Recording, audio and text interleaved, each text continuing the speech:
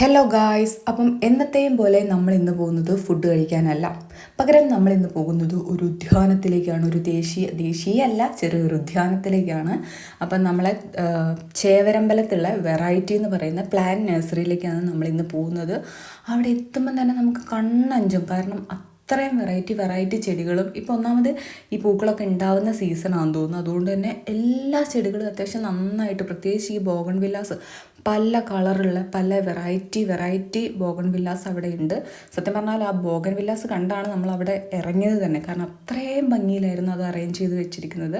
അപ്പം നമ്മുടെ ഉദ്ദേശം ഒരു ചെടി വാങ്ങുക എന്നുള്ളതാണ്. അപ്പം നമ്മൾ അവിടെ പോയി ചെടി വാങ്ങി. അവിടെ ചെടി മാത്രമല്ല, ചെടിച്ചട്ടികളും ഇപ്പം മണ്ണിൻ്റെതും അതേപോലെ തന്നെ അതല്ലാതെ പ്ലാസ്റ്റിക്കിൻ്റെതൊക്കെ ആയിട്ട് ഒരുപാട് ചെടിച്ചട്ടിയുണ്ട്. അപ്പം നമുക്ക് ആവശ്യമുള്ള സാധനങ്ങളൊക്കെ വാങ്ങിയതിന് ശേഷം നമ്മൾ അവിടെ നിന്ന് തിരിച്ചു പോന്നു.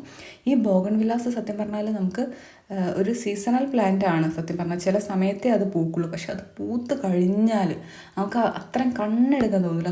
അത്രയും ഭംഗിയിൽ അതിൻ്റെ പൂക്കളുണ്ടാവും. അപ്പം ഈ